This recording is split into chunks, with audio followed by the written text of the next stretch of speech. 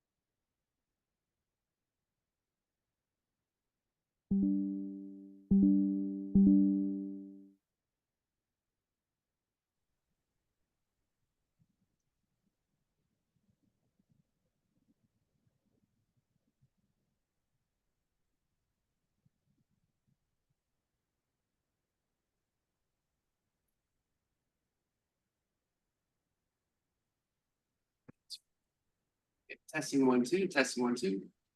Yes, gotcha.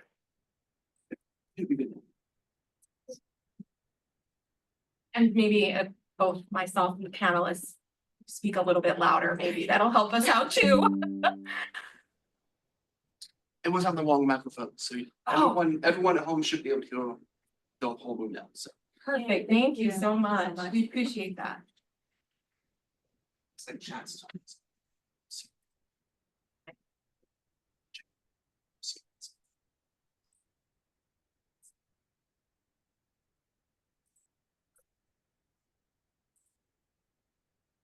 Thank you. Go to the next slide. Yeah. So if you decided on your research topic, what led you to select that one? Did any of you pick your own topic? So I know Jason gave us 2 options. Okay. And one of them was heat islands, something similar. Or the other one was it was friction, right? On tables. And we thought the heat islands sounded more interesting. So kind of did that. And so, and then the rest of you, right, kind of assigned, like, is that accurate? The orchid thing wasn't even meant to be research, it was like an assignment, like we had to grow this many. Okay. And then because the methods were novel, it ended up still being original research. Okay. Yeah, our Box X experiment kind of was decided upon as a group, but we all had things we were interested in doing, and then as a group decided on our 3 different experiments. Right, because you had to pick 3 experiments, right, to like kind of whittle it down. Yeah. Yeah, so how did you, what 3 experiments did you end up choosing? So one of our experiments is a really small robotic arm that just reaches out and holds on to. The other one is a study of multi-layer insulation. So we're designing 3 different types of multi-layer insulation and then seeing the effectiveness of them. And then the last one is just a radiation collection using Geiger counters to collect the radiation in Earth's atmosphere. And 2 of the projects were decided upon because our mentor had prior experience with them. So was definitely able to guide us through that project better. And then the last one was decided upon because we read, we were all tasked with doing some background research on stuff that we were interested in. And we all kind of had some sort of interest in robotics. And we had seen that a couple of other teams in past years had attempted a robotic arm, but hadn't been successful with it. So we were like, why not try it? So that's how that came about. Okay, thank you. That's interesting. And I'll also mention the project that I worked on with Dr. Kumar. It was with several other students, like Alex mentioned. It was something that had been going on, like an ongoing project. So it was just something that she introduced to the class, and it was something that I was interested in.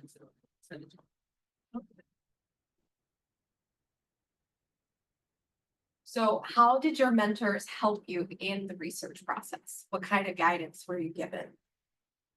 Anybody want to jump on that one? I guess start this one. Okay. So my project began with Dr. Bushman. And he actually left and retired at the end of the first spring semester. He's back now, but for the time he had gone. And the new faculty member that they hired to be the new horticulture teacher to be his replacement is Jameson Koopman. And he actually just like immediately stepped into that role. Like it was almost like it was a part of his job description, even though it wasn't. So he was really awesome with that.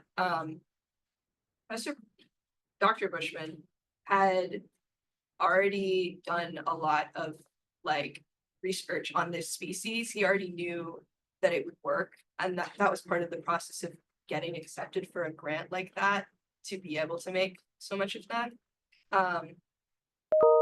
It's like there was already that like, but then the end of the process, the coming out of it, like putting it all together and writing it up. Professor Koopman helped us with that tremendously. Especially for the fact that he had just gotten here. He came from Longwood Gardens as their like research specialist. So I guess it's no surprise, but he spent hours with us several times, just going over the paper with us and helping us through it, and even like sharing his past experiences being a student doing research.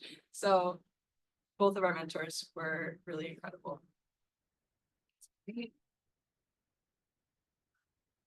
I have a few things, so and I have some notes about the them, forgive me. I would say primarily like facilitating the process. So when it came to like learning how to use materials and actually using them in our experiments, plotting and analyzing data, things like that, and also making sure that we keep record of everything. So for the physics project that I supervised, we kept a lab notebook, so we had to make sure that we were writing everything in that notebook, keeping track of everything that we were experimenting with. And then definitely, as Alex mentioned, guiding us through the research writing process because it's very tedious. I've learned there's a lot of going back and forth and editing and revising, adding things, taking things out. So there was a lot of help in with that expertise. So And Dr. Barbara Hills finds sources, how to cite it properly, how to make sure it's reliable, fun stuff, writing papers. And also with this guide to the entire project of actually making the research project. And for, as one of Dr. Demansky in the Environmental Center, that research job was, well, it was a job. It was more like a full-time, part-time position. Getting more samples and then bring it back. What I just mentioned earlier is also a collaboration with the Smithsonian. So that was also done with Tara Sill at Smithsonian. So I bring samples to her. They both showed me how to analyze the samples and how to write down what it meant in our lab notebook that we kept. And then later Tammy showed me how to put it into Excel and how to make a graph of it.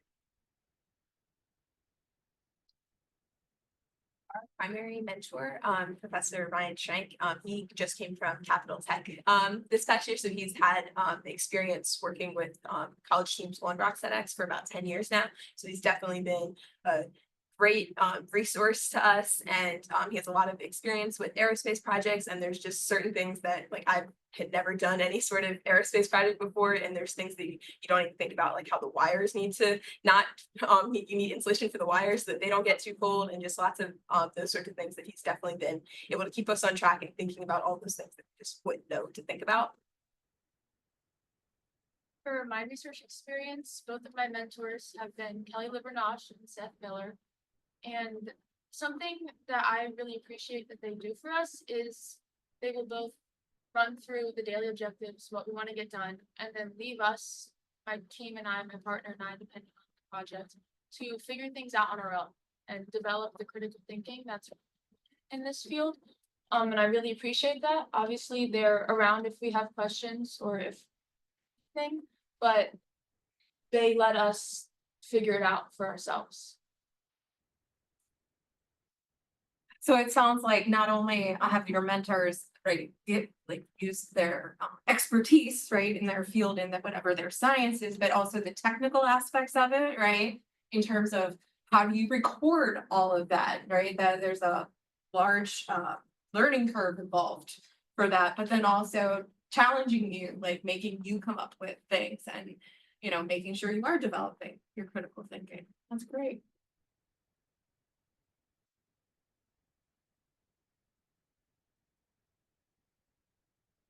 It's like sent in the wild.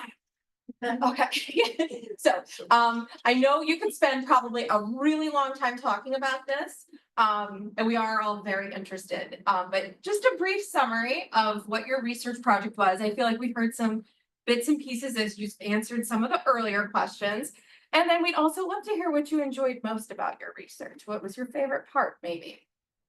So anyone that wants to jump in and get us started? I should ask. Okay, I'll go. I don't know if I'm first. taking that as a good thing or bad thing, but okay.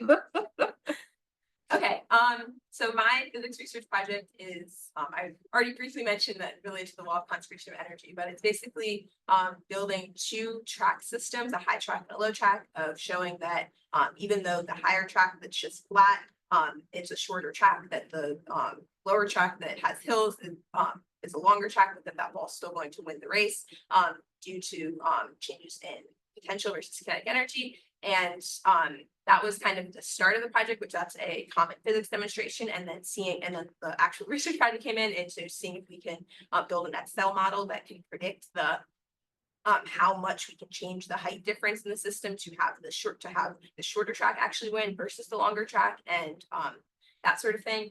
And sorry, what was the second question? No, what did you enjoy most about the Okay. project? What was your favorite part? I really enjoyed, it did start off as an honors project, so I really enjoyed being able to connect what I was learning in class to like a physical system, and I'm an engineering student, so being able to build a project that I was also learning about those concepts in physics class, I feel like really helped me digest the material better. And can there was one follow-up I just wanted to ask, I just thought about if that's okay with you. No, I just wanted to know more, how do you get into an honors program? So the honors program here at AACC, you can apply at the beginning of the spring and the fall and spring semester, but I don't believe you actually have to be in the program to take honors classes. You can there's a list of the classes online that are offered as honors sections, and I believe it's during the first 2 weeks of class, you approach your professor and say if you're interested in entering into an honors contract, and usually they're very receptive to it, and then you'll draw up a contract, and usually it involves some sort of project, and then that is related to the course material, and then that'll last the duration of the semester. And I'm not sure if Miss Angel is watching, but she's been plugging there's an honors symposium on April 17th or 12th, I believe. Probably saying the date wrong, but anyway, so that's where all of the honors projects are being presented this year, and I believe it's yearly. Okay, thank you. That was very good to know. So, yeah, So for our Rise research project, we had it split into 3 parts because we had 3 students working on it. So the first part was just looking at the area of ACC and categorizing each part of the map. So obviously we have a lot of greenery, like ACC has more forestry than typical community college would have. So we looked at that, and we would go online, get the Anne Arundel GIS map, and then use a software called ImageJ. Use ImageJ to map it out, and then we compared forest, fields, parking lots, and what we called central campus or mixed use, which is basically everything that didn't fall into those categories, and also include all the buildings. So that was the part that I did, was measuring out all of those individual areas, and then using that data, we could see what part of it was like higher in temperature or lower in temperature. So we're essentially trying to investigate whether or not there's a heat island effect on campus. So like Kyra said, we did assess like the proportion of campus that had specific land types. We also did surface temperature study and an air temperature study. And the surface temperature we did in an area by the baseball field that had like grass, concrete, asphalt, and we just did a very localized like experiment over there. And then we also did air temperature study where we placed air temperature sensors all around campus, and we hung them on trees and various structures and things like that to kind of get an understanding of the patterns of temperature. So that was what we did. I would say the part I enjoyed the most about that project was definitely going out and placing all the sensors, because we kind of we walked around and like took a band, I would say. Yeah, you guys had we had to walk. Yeah, They cheated. we placed the sensors everywhere. I said that was pretty fun. And also just the whole learning process. Like I'd like to think that I'm more curious than I actually am. I wish I had asked more questions, but I definitely think I learned a lot just by being in that space. The other project that I worked on with Dr. Lamont, we were investigating the presence of invasive species in Corcoran Woods. And that area was completely like cleared out by Maryland Department of Natural Resources back in 2015, so about 10 years ago. And with that, the questions that we were asking were basically, were all the invasive species, was their removal successful, and are there native species returning? So we found that there was a slight increase in native species returning, but the land cover or the vegetative cover was primarily still invasive species, unfortunately. But the part about that project that I enjoyed the most was definitely being outside and getting my hands dirty, which I didn't think I would like as much, but I did like that a lot. The first day it rained really, really hard. And it was unfortunate because we couldn't get a lot of data, but it was still pretty fun being out there and meeting students in the field. On that day, I found a downy rattlesnake plantain orchid, which is the first time I've ever found an orchid in the wild. I was very excited. It's my favorite now. And also note that we put the sensors in our Stevenson screens, which would just take up boxes Yeah. of poles kind of. I used to get boxes. And then my other project that I did with David AACC, so for the water watch program or water quality program with Smithsonian, I would have various like amount of brown acid wash bottles. And then go out, get the water sample from the magazine and send rivers. And then I would bring back to the lab and I would use the floor and the turbidimeter to get the turbidity, color dissolved, organic matter or CDOM. And then also the like nitrates. I'm getting more weird. So I would do that usually once a week. And then I would collect all the data and then put it into a big Excel sheet. It was a lot of fun. I know it sounds kind of boring, I'm saying it like that, but it was really fun putting an Excel sheet. What was your favorite part? I think for both of them was just going out and doing science. So being outside in nature. Sounds like, and some of us were taken by surprise how much we liked it. Rachel, go ahead, tell us. For my first research project, it was with RISE. I was in the ecology group, so we surveyed the tree communities in one of the forests here on campus. We were specifically around Dividing Creek. It's under the footbridge if you're familiar with campus.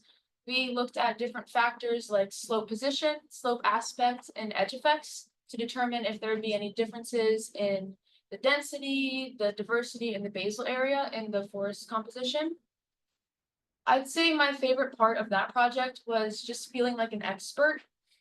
Throughout the 2 weeks, we spent a lot of time in those woods, and we at first were using a dichotomous key to identify the tree species, and by the end of it, we didn't really need to use it. We just knew by memory. We could tell by looking at the leaves and the bark what trees they were, and it was really cool just to see the progress that we made. My next research project was just participating in data collection for the horseshoe crab survey that our environmental center does. We visited multiple beaches around the Chesapeake and we took count and collected blood samples from the horseshoe crabs. It's just to monitor the populations around the Chesapeake Bay. That was really fun because it takes place at 2 a.m, so nothing feels real. It was awesome. And then the project that I'm currently working on is the fish behavior study. That's just getting going, but it's really fun. It's more hands-on lab work than I've done in my previous projects. We're filling up tanks and using pumps and more tools and materials, and it's a really good experience. Like that you mentioned, feeling like an expert, because I remember we were outside in the basics of this project. I learned about a lot of different plants that I didn't know them just by looking. I'll explain the fish behavior study a little more. We're using a choice tank. It's a box. We put the fish in there.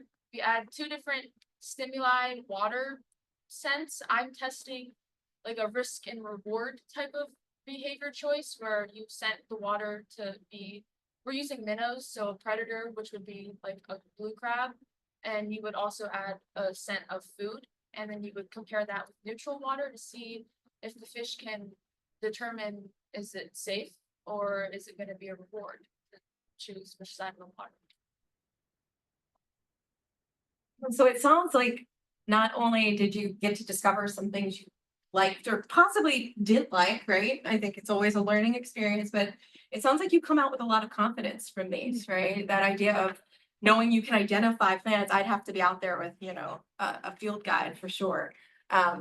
So that's a really wonderful outcome of these research projects that you've all done, is that you are coming out, right, as experts and carrying that confidence forward with you. I think also, initially, I felt very intimidated, like trying to conduct research because I was like, I feel like I have to have all the knowledge and I have to know like certain things or how to perform certain procedures in order to do so, but that's not the case at all. Like you can start a research project not knowing anything, but as long as you're curious and you're asking questions, I feel like that's what's the most important. Yeah, I think you really nailed it, right? It's all about, you don't have to know it all, right? Don't wait, right? Get involved now, right? And just stay curious and keep asking those questions. Isn't it kind of the point that you start a project like this because don't know. Like you wouldn't do something if you already knew what the outcome was. Right, yeah. So I think that it's like, it's a mindset thing and like we think, oh, I'm not good enough for that. I'm not cool enough yet. I don't know enough. But like, that's the opposite of the point. It's you're doing it for you. So it doesn't matter what you have going into it. It's going to give you something out coming out of it. That's really well said. Oh. Alex, we were holding off on, Oh, okay, I didn't realize everybody else had gone. Okay, so with the orchid project, we start out with seeds and orchid seeds are dust. They have no, they don't have like a normal seed that cares about its, a normal plant that cares about its children. Will have a seed with like nutrients in it for that like to germinate and grow. And orchid seeds don't. Like, it's not small, they just don't have that. So they actually, like in the wild, they require a fungus, like, and every species has like its own fungus. So they are dust, they blow in the wind, and if they happen to land in a specific spot with a specific fungus that is just the right amount of that fungus, then they can germinate. But we just go around all of that in the lab by putting them on sugar plates. So it's all good.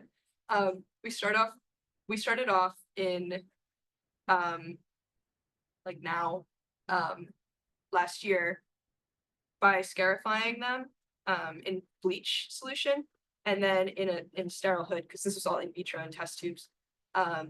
We were able to, like, after we scarified them, we were able to filter out that liquid and stamp them onto agar plates, like on filter paper. And they go in darkness for like 2 months. And then we took them out once they had waited long enough. And they end up being these teeny tiny little, under a dissection scope, protocorms is the term for it. And they're these little round green, like the seeds themselves are like tiny. And then the protocorms are like bigger, but still very tiny. And they'll have like little hairs coming off them. So with like a dental pick, we would pick them off of the plate, looking in the dissection scope, and then put them into their test tubes with agar in them, with sugar and nutrients, so that they can grow. And then that's where they stayed. Like, obviously there was thousands, so it took a while. It took the span of like at least 2 months to get all of them. But that's where they stayed throughout the whole summer and early fall. And throughout that time, we had to make a lot of adjustments to a lot of them because when we were taking them out that small, they don't have structures yet. They are circle. So they go in, but they still have an orientation, you know, so a lot of them are just like upside down or not pushed in. And we had to go in and sterilely readjust them or push down roots a lot of the times. And there were also a lot that were like overcrowded because they were very slippery on the dental picks. So if you managed to get it, it didn't really matter if there was a bunch of other seeds stuck onto your pick that hadn't developed yet. Except it did, because then a lot of those seeds would then go on to germinate in the tube, and then you had like, there's pictures of like some of these tubes, they're crazy. And then in the fall, in October, pretty much all, this was my fault actually. I thought that we were supposed to be removing them in January. That wasn't true. That was the due date for when we had to deliver them to CERC. And they need at least 2 months in cold stratification. So all of them came out of the tubes in the last week of October. Like, we ended up with like 1,300 of them. So that was all of them. Each one that developed a pseudocorm or just a corm, which that's the cool thing about this orchid, is that it has a pseudocorm. So it starts to die back, and then it has this structure that can grow again in the fall, spring. We had to cut the leaves and the roots off, and then that went into cold stratification. And then we delivered them to CERC, which just mimics winter.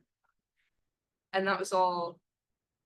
They're going to use them in their classroom cultivation project, which is like middle school students learning how to do science. So very, very cool to think about where they might be right now. With my favorite part of it,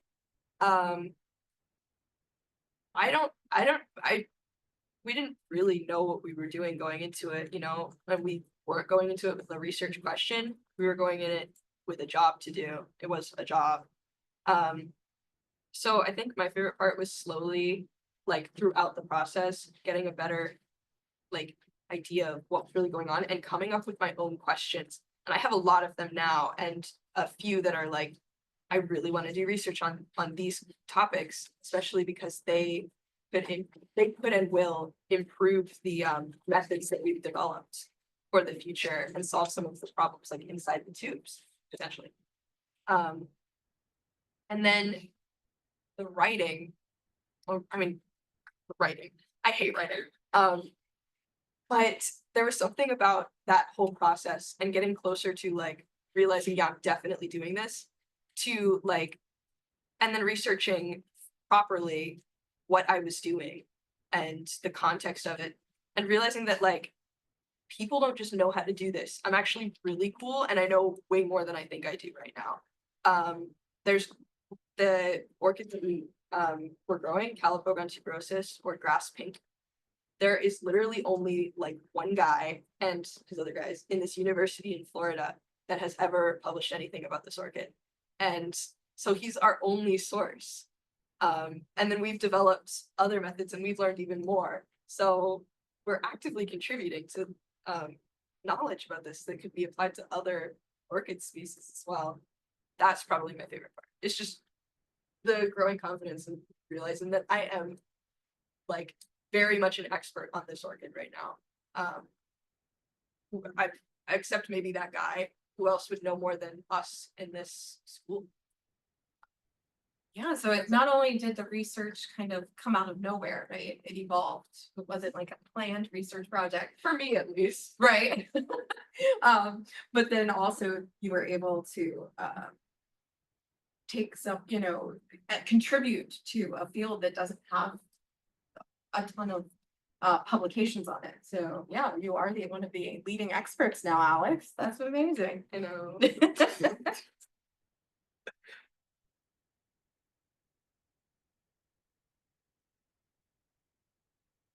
The picture scares me.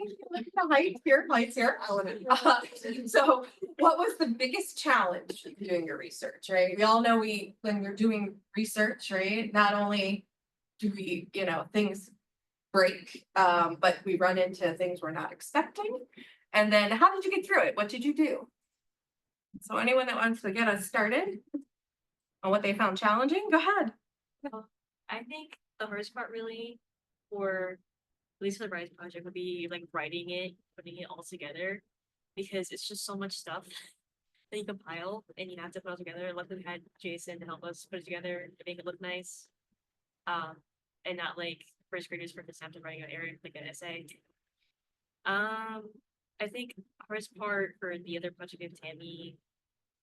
I mean, we did have a part we're talking about our chlorophyll analysis using the aquaphor and the Solomon Islands lab acid extracted version of it. And we were trying to put together a paper for that. And we had to write the abstract before deadline.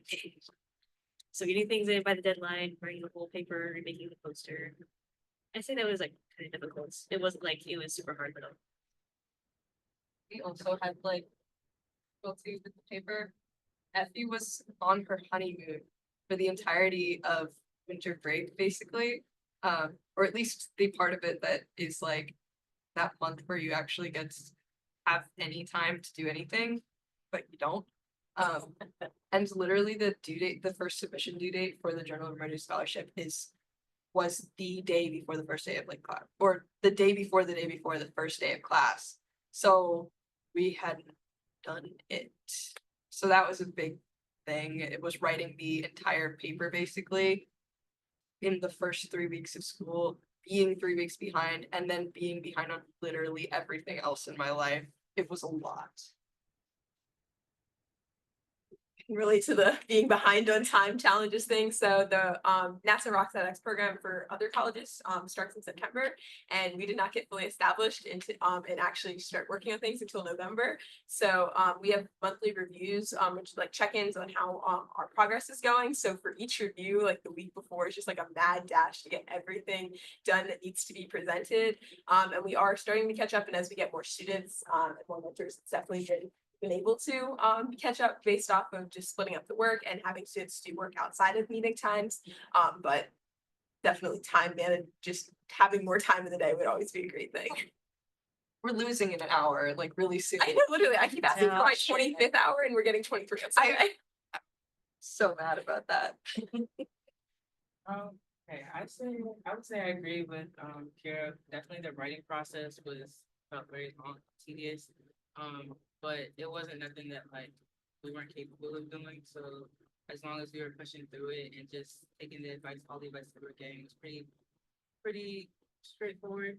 I'd say another thing, well, I think I mentioned this kind of earlier, was like being intimidated by the research project. So like for me, at first I'm thinking, oh my gosh, like I'm only my first couple years of college. I feel so young. Like I don't feel like this is the time yet. But it's like, I think it was a good opportunity regardless, because I feel like getting my foot through the door was something that was important to me, and especially, or what I kept hearing was that doing undergraduate research is a good thing, especially as a science student, because you kind of get an advantage of already knowing how to write and knowing how to conduct research. So even though it was something where I was nervous about it, it was like I was able to work with other people, so that was something that helped as well. I wasn't just on my own. And then obviously the mentors guiding, facilitating. For Rise, we didn't encounter too many problems, aside from the fact that our fixed area plots went straight through a thorn bush. So we had to run transect tapes through that. But luckily we had Kelly for that. She did that for us, so we didn't have to get caught up in that. However, in our independent research study with the fish behavior right now, we are facing a problem. And that is that we're relying on nature for our test subjects. It's winter time. The fish aren't really interested in our research project. It's cold. They don't want to eat.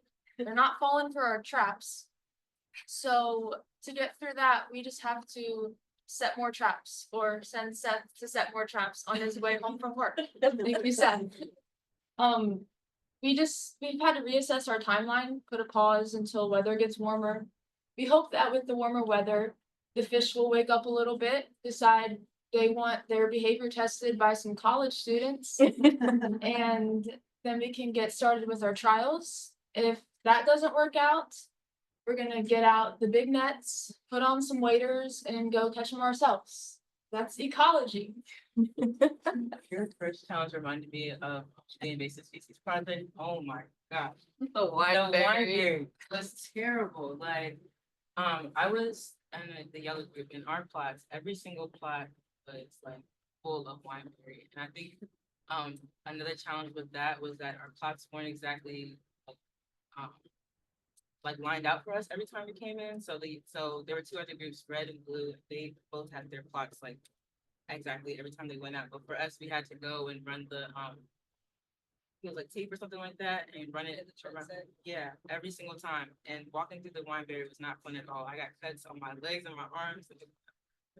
This is the red group, and I was explicitly told that we had the best group. So I think that I didn't realize how good I had it until we did have a plot with the wineberry. And like, I go outside in the woods all the time. Doesn't mean I'm walking through wineberry. You don't have a choice when you have a straight line to make. It gets in your clothes. Like the tiny needles go in your clothes, so then they keep pricking you. It's horrible. It's the worst. So, well, it sounds like some time management challenges, right? And I think we all face those, right? But it sounds like you got through a lot of those challenges, and relied heavily on your mentors to help guide you. But I don't know what to tell you about the wineberries, Alex. You're out of luck. You're out of luck. I did have more to say for the orchid project. Yeah. Like that went on for a year. It was new. We had never done that before, ever, especially on the scale we did. There was a lot of problems. I mean, obviously, even just like tiny plantlets being misoriented and us having to go back in, like that is a problem, having to open them up, even if it's in sterile conditions. That's an opportunity for contamination. And contaminated tubes had to be, we just removed them from the line. We didn't like try and save plantlets, like it's gone, it's done. There was like a huge issue in the beginning with the plates themselves, because we had to use a dissection scope to see the little guys. We couldn't put that in a hood. So it wasn't in a sterile environment. You know, you do the best you can, you have a flame nearby, so keep it going upward. But that was like a big thing, was having all the contamination in the plates. So we had to like lift them up, but not fully, and stick our tool under and like try and pull something out without like exposing it. Oh, and we also realized very quickly that we should be wearing masks. I don't know why we didn't do that from the beginning, but that actually helped a lot. So yeah, those were like the biggest. Oh, and supplies. Supplies was a big thing. We would have done a lot more of we would have split apart a lot more of the overcrowded tubes. We didn't have enough tubes from the beginning. And we also had to use, because we had them standing straight up, they have to have clear caps on top, so that the light can get through their plants. But we didn't have enough of the clear caps, even less than we had of the tubes. Like that was a big oversight. So we had to get more of those, but before we could get more of them, we used slant tubes and slant racks, like with the auger set out of slant, so that we could use the opaque caps. And those were so annoying and they sucked. And that's all I have to say about them. Okay. But you overcame. Yeah, we overcame There you go. by buying more supplies. So, will you build on the research you've done with further work at AACC, or possibly if some of you are graduating or moving forward at another institution, or, you know, related, would you explore related topics? Tell us what your plans are.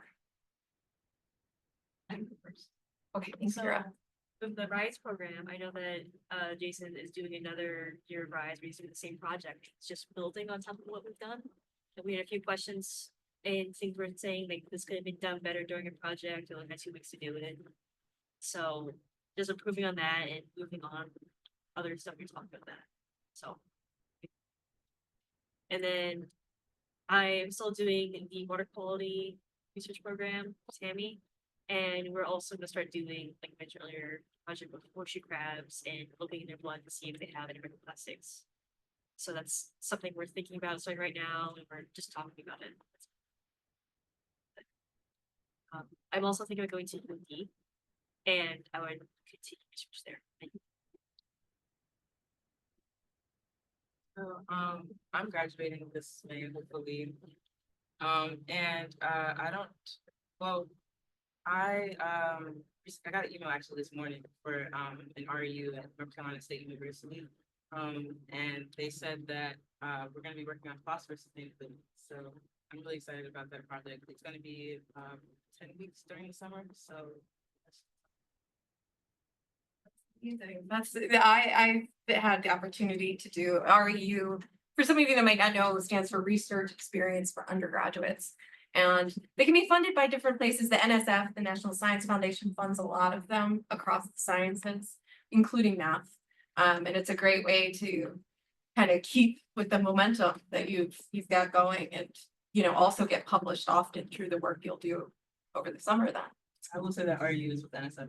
Yeah, that's awesome. That's great. I'm constantly looking for more research opportunities here at AACC. I know we're doing the horseshoe crab surveys again this summer. I'm looking forward to that. After I get my associates here, I plan to transfer to a university, and I hope to have the same opportunities to conduct research there. As far as the topic goes, I would love to revisit any of the previous topics I've studied, but I also look forward to branching out and exploring new areas as well. I will also be doing an REU this summer at Texas A&M University in their construction science and electrical engineering department. So the project is going to be building a designing mobile app and sensor system to collect data on the health status of the construction workers to be able to alert if there's someone becomes too dehydrated or too tired to continue working to try to prevent worker related accidents. So that will be a 10-week project that's also funded by NSF. Really interesting. And you said, you'll be down in Texas doing Yes. it, right? Yeah. It's 100-degree heat, yeah. Yeah. It'll be nice and hot down there. So right now, there's like a drone SAB thing going on that we haven't started with yet. But that's with Tim Tumulty, who's like the drone guy on campus, and also Matt Bound, and Underwood and Associates.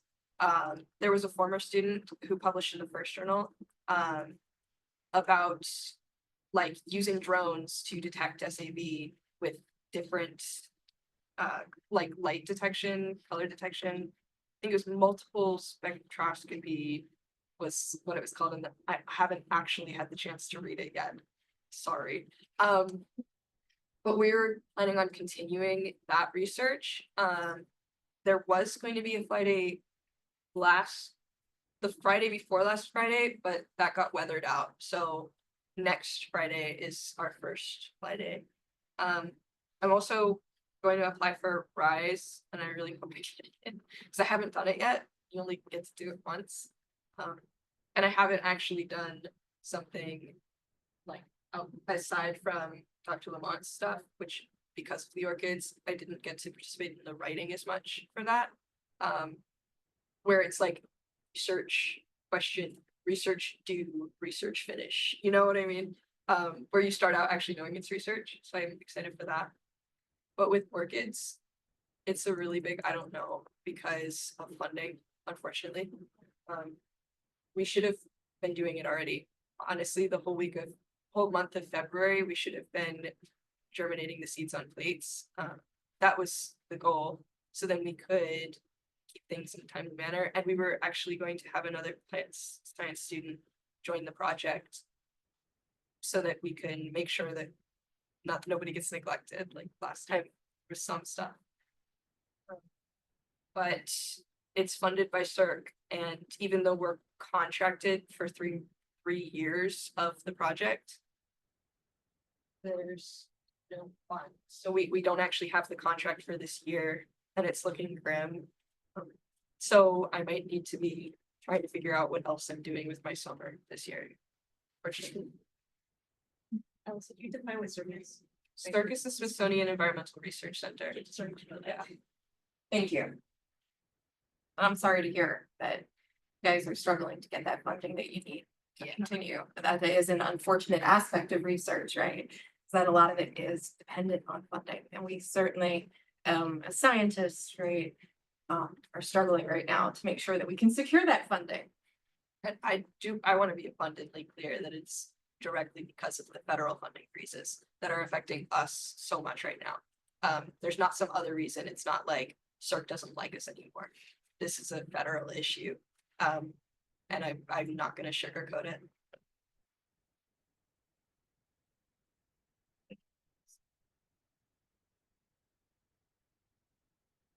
So, did your research increase your interest in taking science classes, majoring in science in college, or pursuing a science career?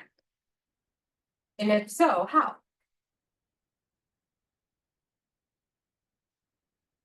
I would say 100%. Like, I think just immersing yourself in the experience definitely makes you want to do more and ask more questions. How? Well, I guess, I've been taking steps to, publish, right? So we're trying to publish in the journal scholars, and then also just looking for other research opportunities. So the one that I just said, like internships, looking for opportunities at whatever school it is you plan to go to.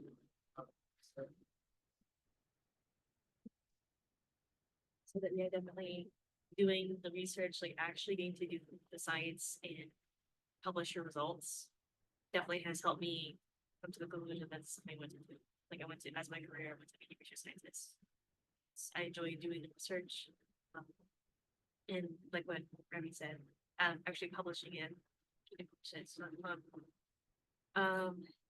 And then also working in the environmental center. I think it's just a lot of fun. There's so many people in the environmental center with a lot of personality. I was also just like even in institutions where you're on like actual science for their jobs, like there's no question. That's obviously what I'm gonna do. Like I want a PhD 100%. You know, no, there's no question anymore. And I know what the process is now. I know every part of it because I've done the writing, and that was the only real thing up in the air. And also in the class that we were both in Dr. Lamont's class last semester, that was Principles of Environmental Assessment and Ecology, and that class is hugely focused on like doing study outside and then doing the paper. So like having that all set up, as much as I hate writing, I hate scientific writing less. So I'm like, that's what I'm doing 100%. And it did cement that.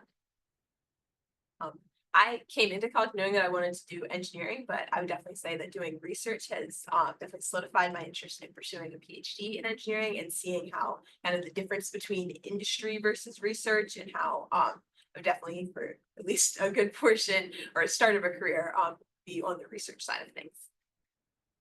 When I first applied for my first semester of classes here, I didn't really know what I wanted to do. I signed up for environmental science, thought that might be interesting. Maybe that's what I'll find myself liking.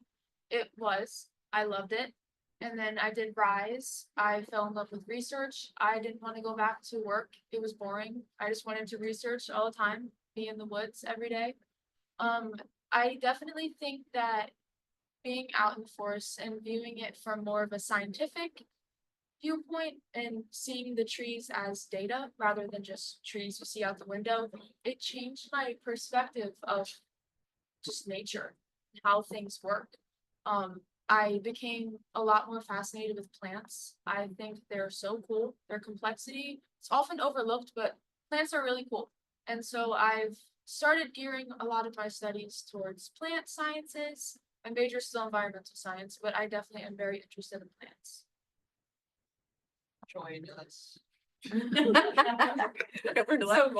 Yeah, your research, right, helps you really hone in on things you like or possibly don't like, right? We have both sides of it, but it also sounds like it's encouraging you to continue pursuing more education, right? Higher level degrees, which is amazing. And it's also not only encouraging you to do it, but showing you what you'll do, right? With your writing, right? Because that is going to be a big part of any higher level degree. Become friends with writing.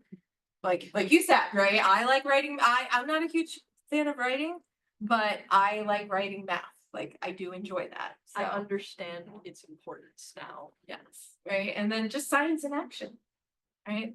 It's always good to take something you've learned, maybe in the classroom or from a textbook, put it into action outside and see what it really does and what its impact is. I think to add, I think doing, well, not necessarily research, but just learning in general, like with my major, it helped to decide what my future major would be for the school that I choose to transfer to. So not every school necessarily is just in environmental science or environmental studies. They have like concentrations and things like that. So having taken the classes that I've taken helped me to realize what it was I wanted to do. What is that? So environmental policy. Oh, okay, that's awesome. I guess like similar, because I'm planning going to UMD, I'm probably be taking the environmental like marine technology class or course.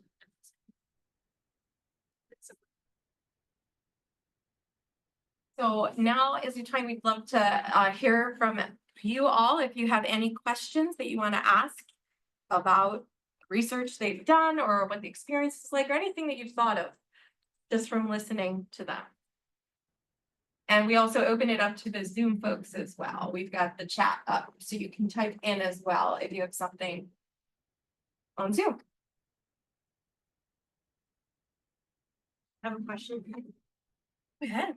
Arnia, are you having fun?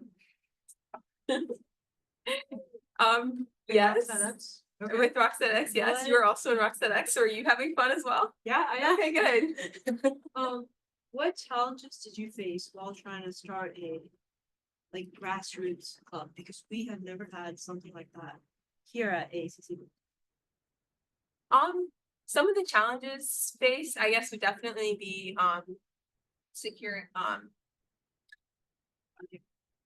securing funding and like Alex was saying, funding's an issue right now, which we have our funding from AACC, and we're currently still waiting on hearing back from our funding from an external grant due to some of the federal funding cuts. And then definitely getting people interested and getting the word out was definitely a challenge at first, and kind of overcoming that steep learning curve of none of us actually have experience doing this, and then we kind of have to go from having like freshman year level engineering knowledge to like building something that's going to go on a rocket. So our mentors have definitely been the biggest part of the a lot of our mentors actually did this stuff and are either retired engineers or currently working as engineers. So they're kind of teaching it to you as you go along rather than having that full 4 years of learning it and then doing the project.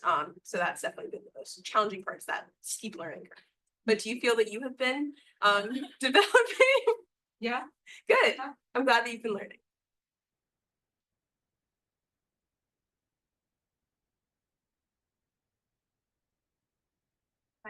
First of all, great job, y'all.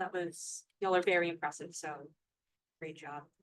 I guess my question is, if you were talking to a friend or a classmate or someone and they were considering doing research, what would you tell them? What advice would you give them? I do this frequently. And I think it's essential to talk about everywhere you can do research as an undergraduate. I think that's so important. You just don't know if you don't know, and you don't know to look for those things if you don't know about them. So obviously there's RISE, and we talk about RISE. RISE is one of the ones that gets talked about more, but there are other avenues at AACC to do that kind of research. And there's new avenues even with new funding. What was it, like a grant or something? Like a really big grant for independent research at AACC. If you're like, I want to do independent research, even if you don't know like what specifically, you just kind of know like kind of what you want to do, and you have a teacher that's awesome, and you say, will you be my mentor for some undergraduate independent research? And they say yes, then you can get paid doing that research with a stipend from that grant. So that's incredibly flexible. And then there's all these other avenues as well, like with ongoing things that already exist with like horseshoe crab research and other environmental stuff, like with the water quality monitoring, not with the orchids, probably, maybe. I hope that happens.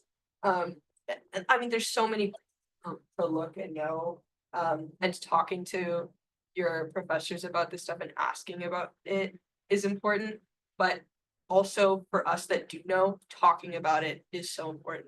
And for opportunities that have nothing to do with the AACC, like letting people know that there are places to look for like research internships that just have all of them, and that there's always going to be something open to apply to, whether you get into it or not. I agree that you don't know what you don't know, so it's definitely, like you said, important to talk about everything that you participated in. I think I kind of got lucky with my professors that they all kind of had something they were working on, so I was able to like choose. But I would say like my personal background coming from immigrant parents, there's a lot of things about like the system that I don't know how to navigate. So when it comes to trying to find internship opportunities or just opportunities in general, it's a bit harder, but gotta ask questions. You have to look for these opportunities when they're not just presented to you. So ask your professors, ask the faculty members. And other advice I would give is to just be curious. I feel like that's, for some people, that's very easy to do, but I know for me, like I said, I like to think I'm more curious than I actually am. So if there's something that, you know, you feel like you want to dig deep into a little bit more, just ask about it and look things up. Try to find someone who's an expert in that field. I feel like that's a good starting place. Just like people who do research, like just like or doctors, PhD people, like they're never gonna be like, you, why are you talking to me? Just like that those aren't the types of people that get PhDs. If you ask a PhD person a question, they will spend their time that maybe even they were supposed to be doing something else answering it. Just so you know, don't be afraid. Well, let me even look it up. Yeah. So that can happen. That's true. We have a couple questions in Not the that I Zoom think. chat. So someone asked if funding wasn't an issue, what would you want to research? So I guess if the sky was the limit for me, I think you could definitely take that if you wanted to. What would you want to research?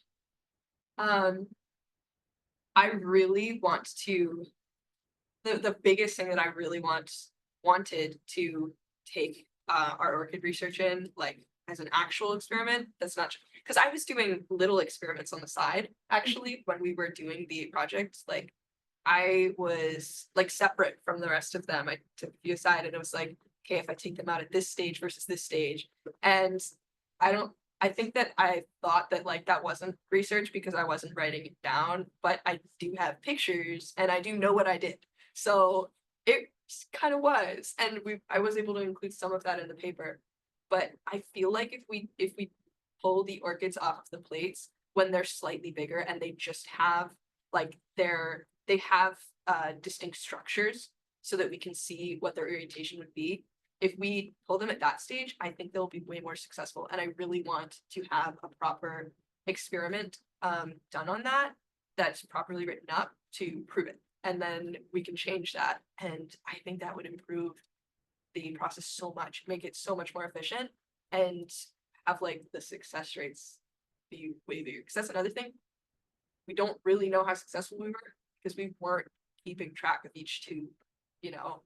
And when something got contaminated, we didn't count it. So there's a lot of contamination research would be another thing. It's like keeping track of which stages we have contamination at, so we can narrow down and figure out exactly where it's happening. Those were the two big things. I wanted to figure out which stage to pull them off the plates and figure out how to stop contamination and stuff like that. Anyone else have an idea if funding wasn't an issue, what they would be interested in doing? I think if we could expand our like funding models, like streamline models to other parts of the United States, I think that would be pretty cool. So right now it's just limited to Maryland. So like we have all the major rivers in Maryland, but we're building a database, so we should be comparing it to the databases. Like I would compare it to maybe the Gulf or maybe in California. Like there's a lot of opportunities there, but right now it's mostly just like local.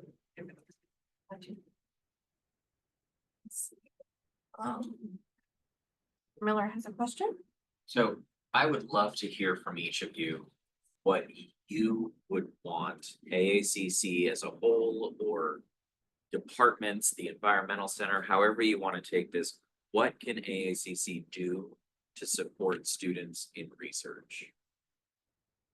What do you need? What additional things would you want? I mean, money, obviously, I think we could all say probably, but are there other things that we could do as a college to support students in research? I know, no pressure. I think Diego wants to answer. Diego. Hi guys, I'm nice to see. I truly believe, especially new researchers, like it's such a daunting task to figure out a research question, you know, design a whole thing and eventually write up. It's so much. It's so much easier if you have a mentor who already has a pretty good idea. Who's like, hey, I need 2 to 3 students. Let's go. right? And if it's a good mentor, like if Heather Riordan were doing anything, she needs 2 and 3, I'm signing up, let's go. Oh, thank Right? you. And then that gets you that initial experience, it gets you going through all the stages, all of the grief, all the terror, all the success, right? Hopefully get some dopamine out of it. And then through that process, you start developing all of these other ideas and questions. What if we do this? What if we do that? And it gets the whole thing going. Before you know it, you're a veteran. Good. But so basically, to answer your question, having more mentors, whether it be Bobby, Cart, or Dr. Fox, best mentor, having them step up and be like, hey, I need 2 to 3 students. All of a sudden, that person who's kind of on the edge, I don't know, like if it's like, okay, I know they're solid, we're gonna do this. So having more mentors, more professors, it's rock and roll. I know that's not always possible, because, you guys have jobs and lives, but that does bring up a point of like, if a student was like, I want to do research about birds, like, and a mentor was like able to, it would be really cool if, like, I don't know, just like being able to be like, okay, here's what I can do to help set you up with bird research. And narrow that down and put the student on a path where like, okay, I know what I'm doing now. Because when you've done it before at all, you don't know, I don't know, maybe somebody else does, but like, you don't really know what questions to ask and how to figure out what questions to ask. And like, I think I learned a lot of that in Dr. Lamont's class last semester. I learned how to look for and read scientific articles that made me want to ask different questions. So maybe that's another thing, is like teaching scientific literacy specifically with how to find and look at articles anytime your interest is piqued about a topic, instead of Googling, seeing like, what does the literature say? Because that was a change for me. To piggyback off of both of you, I think that mentors is definitely a good thing. I will say, I was gonna mention like Rise is perfect, I feel like, in my opinion, because it's not too long. It's not too long. It's you get to work with other people, you kind of have a set idea of what you're gonna work on. So I feel like programs like that are great. And increasing mentorship, I think will be good as well. I think what you said about scientific literacy is very, very important, because, and I think for me, this kind of like falls in the back of my mind a little bit, because I took IB in high school. So I've been like looking at papers and analyzing papers for like years now. So it kind of just comes to me naturally, but I realize that that's not natural for everybody. So I think maybe it's science course would be cool too. I have an even further addendum on that point specifically. Like, Matt, with like your class, you had an assignment where it was like how to read a scientific paper. We ended up not doing it because most people already had. But I think that that's less of what I really needed, because most of us already had. Because a lot of the times in those classes, your teacher will give you a scientific article. But what really I think we don't get, and we have to learn on our own, and that can be really daunting in our classes, is using the library database and searching up scientific articles and then just reading the abstract. Like, obviously there's the whole article, and learning how to read and digest that is important, but also learning how to read and understand abstracts so that you can see one thing, see what it's actually talking about, see what happened, and move on. Because I think that that's a big part of like preliminary research. Before you even know what you're really doing, is like, what's going on here. I just wanted to comment. So Santiago, bring it back to you and to what a lot of you are saying. So are you saying basically that it would be helpful, aside from Rise, to have some plug and plays? In other words, get over that, sorry, my anatomy nerdiness, lower that activation energy, be that catalyst so that you can get more into the actual doing versus being stuck on the, how do I act? Because asking the question, I feel, is probably the biggest struggle once you get your question down. Yeah, I'm figuring out where those spots are that are really intimidating by asking us, and then helping those ones be better, because then there's other things, like some things you can do and you're onto something you need to be told what you're doing. Exactly. I'll make that. So that's where the whole mentorship comes in. Some people who have more experience, they need to be given room to kind of explore, right? But that's why your mentor's there. It's like, all right, you're getting off track, right? Like kind of herding back on track. Some people need very like follow the mentor the whole way, you know, they're still new, they're still developing those skills. But yeah, I think if you had any professor who's interested in doing research or just generally what they're thinking about, whether it's birds or fish or trees or bacteria or, you know, even clinical, what we can do here, get that database going, be like, okay, they're each looking for 2 to 3 people and try to get students hooked up with those versus relying on students to go bother every single professor trying to see if anyone's trying to do research they might be interested. So. And Do you have something to add? yes, I mean, so there was also a class here that's taught by Dr. Dean. And it basically just goes through the entire process of research. Like it starts with it's like 3 classes. The first one is how to do research. The second class is doing the research. The third class is writing about the research. That class was very helpful. Like because I did RISE, I only had to take the third one, just to help with writing the paper itself. But it was a very helpful experience just even having the last class. So I can imagine if someone who just don't go and maybe they can't find a mentor, they can take that class and then that'll help them. So I think if they could expand that class, that would be very helpful. I definitely think expanding that class, but I know the second class is like the specific research one, and I believe this semester it's on biology, like microplastics, that I think just having different different tracks that students can go down, that if they're interested, might like that based off of professors' availabilities of having like an engineering track or like a more or chemistry track or like those sorts of things, so that and then needing backup for that third class where you're writing up that research. It's totally the plan Okay, for those awesome. classes. As we discussed earlier, money. Yeah, okay, that's fair. Always the issue, but yes, absolutely, that is the goal for those classes. Honestly, it would be really cool, just rounding it out. Mentor list, just list of faculty that would be interested or willing to accept students who will say, I want to do independent research. And maybe just like kind of what topics they would accept. Like mentor. I think we have a really good question we might look at here before we close out. And so have you faced any unique challenges as a woman in research? Oh.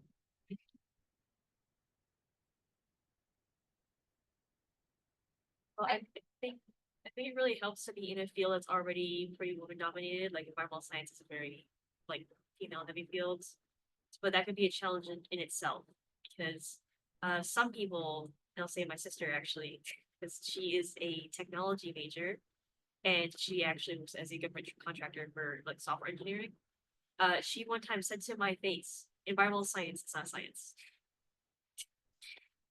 And then actually speaking of my sister, I'll say one experience she had is that she had to go fix a server and this was a government building. There was some government workers there that treated her very well. They treated her like she was a servant. So if you're not in a female dominant field or if you're in a dominant field, that could be a big issue. Going to school, we're very fortunate to have some season where create inclusive environments and not want everybody to be able to work with everybody. So I think that might be the reason I'm kind of static there. But I think for me being a Black woman, it's a little bit different because I know that there are people like me that are out there, but I think being at this school and the being like it's predominantly white, like my classes are predominantly white, which is not an issue, and you know it's great. But I think also seeing myself in those classes or being able to even just have certain cultural references and like things like that, I feel like that could also add to the experience a little bit more. And I'm not saying it's a bad thing, but it's just something I guess I think about a little bit. So role models that work with you feel very daunting. Yeah, a big part of being confident, right? and choosing to continue, right, studies, you have to see yourself being that, and it often takes having those role models. Absolutely. That's definitely something as women in engineering that is very lacking. I think it's like 70-30 percent of women to men in engineering. So definitely find when you do find those role models that are doing something that you are interested in, basically being the person that they're being the person that you would like to become, that you want to latch onto them. What's great, somewhere down the line. But AACC is awesome, and I think that's the reason that I've never had an issue being AFAB in this field. And having like people like Tammy Demansky, and Susan Lamont, like, I mean, come on, right? Like those, they're incredible. And like they're my role models. So I don't ever go, am I not good enough? Am I not gonna make it? Because I know that like that's who I'm gonna be. So I see it right in front of me. Yeah, I haven't taken a class with Kelly. I'm sorry. Looks like there is also a question here. Did you find it hard to balance research and regular classes? Well, I'm doing my independent study as a class, so I get credit for it, which is nice. It is a decent chunk of time, especially considering we might have to make some changes to our schedule if we can't get any fish. But I know that It was, do you find it hard to strike the balance with research and regular classes? I know that a lot of the research I did was over the summer, so I wasn't in class during that, so that wasn't really a problem. But during the semester, I look forward to research. It's my favorite part of the week. I love Thursdays. So I just I don't see it as a problem. I had an issue with that with the Orchid project 100%. First big time was in October when it was all in 1 week, and I think that it was so like that's like right up next to Halloween, and I can't remember if finals was before, sorry, midterms was before or after, but that was a stressful time for me. I missed some important deadline right around that time, which should not have been at that time. I just feel like that's a bad time to have that deadline. My personal opinion, especially for the fact that it was like it only just opened right. I don't know. I'm not going to talk about that, but that was an issue which was avoidable if I knew what the date actually was. And then with the paper this semester, that was crazy, honestly. Doing that at the same time, like I know why the first deadline is when it is, so they don't have to do it during the semester. It's like you're supposed to do over break, but it doesn't always work. Like it doesn't work that way if you're doing something over break. And so it didn't work for us. Oh my God, I don't sleep now either, but I was sleeping even less that whole time, and I was still getting behind. I was like, every day was 12 hours at this college, or at home still working. Challenge is also time management a little bit because for me, I was kind of writing 2 papers at the same time over break, so I was trying to go back and forth with that, and then I was taking a class actually during break now that I realized. So it was a lot of time management. But I think for me, this was important enough that like, okay, if I got a text message from the group chat saying, okay, we need to work on something, I put everything down and start working on it.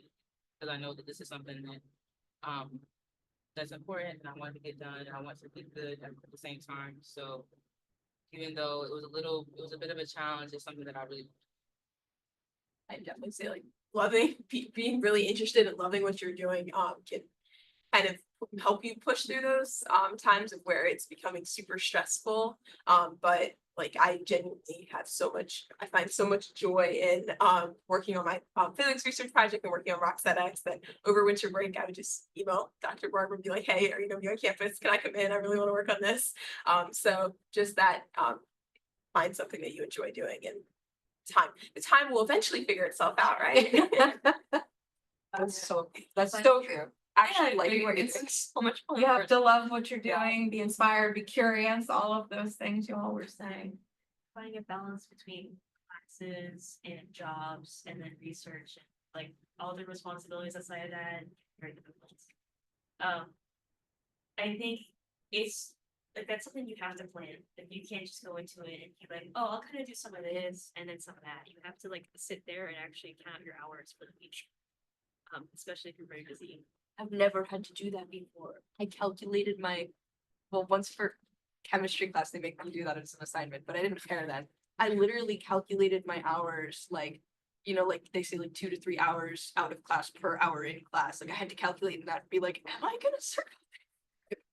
Is this possible? Technically it's possible. But also having science club, like I'm running that. So it's like, that feels really important, Yeah, so it's Yeah. like if the time isn't there, you gotta make time. Yeah. Yeah. It was sometimes we're like, during Rise, we had another team that was in the same building as us in the giant building. And that was Bobby Carp's team. They were talking about coffee. They were researching coffee. And sometimes where I wish I was still in that building. Because he would just come over and be like, hey, we made some more coffee, which one is? Yes, please. So, maybe if we could, each one of you leave us with just, a final thought. I know Kelly kind of asked you a similar question, kind of, what's the one thing you would, tell someone? So maybe in just a few words, what's one thing you would tell someone about research? Awesome. It's awesome. All right. Great. I mean, be open to all opportunities that come your way. If it sounds like something you'd be interested in, I'd say take it up. Ask all the questions that you can ask and be open to feedback. I say get involved. There's tons of opportunities here on campus, outside of campus. Bother your professors, build connections, big opportunities, make opportunities. Be really curious, like don't close yourself off to a field just yet, like we're still pretty young and there's so much out there to learn that just if something sounds interesting, go for it. Don't worry about if it's not even if it's not in your major, like if it sounds interesting to you, why would you not do something that you would enjoy? And beyond if it's not your major, because even if it's not something like I did a physics project, and even though I'm not a physics major, it still has something to do. Especially in STEM, all of the fields connect at some point. This is also to answer the question about skills you get from research or skills that it would be important to have going into research. It's not about what you have going into it. You will gain skills from research. And there aren't really skills that will help you before you decide to start, because it's about deciding to start. And it's so much more important to like what you're doing. Whether you like it or not, if you're thinking about it, probably you're thinking about it for a reason. And that could change the path of your life if you decide to take it, and it will lead to success, even if other people tell you it won't. And I think the biggest thing I've gathered just listening to all of you amazing researchers and scientists talking is don't wait. Okay, I think that's one of my big takeaways from today. And I hope that some of you will take that to heart and look at it. And we do want to thank our amazing panelists. Oh, I'll thank myself. Yes. I will. The audience, we love having you here, both Zoom and in person. And the planning and support, Idea Women in Science, Dr. Fox Moon, Dr. Holden Musser, everybody that helped out.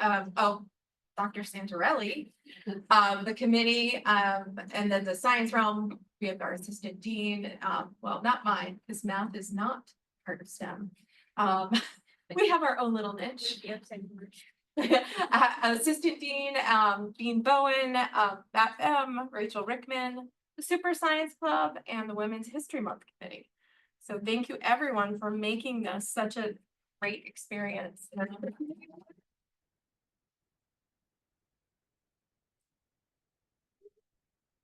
Thanks.